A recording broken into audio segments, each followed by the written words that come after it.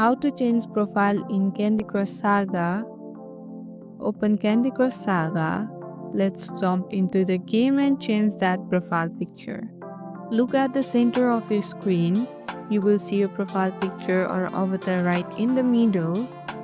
It's usually on the game map or main screen. Tap it directly. When you tap your profile picture, you will jump into your My Account screen or your profile screen.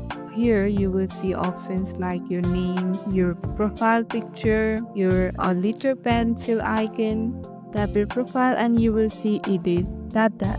Pick a new avatar or connect to Facebook. If you have King's account, you can choose a funny Candy Crush avatar from the list.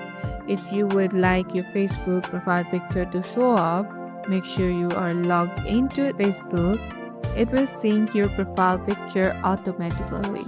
You can choose avatar from here and tap pick your favorite image or wait for the Facebook sync to finish. Your new profile picture will appear right in the center of your game screen. And if you ever want to switch it again, just tap your profile picture in the center and repeat the step. And that's it.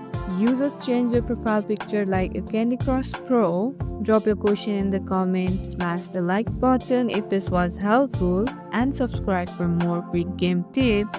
See you in the next one.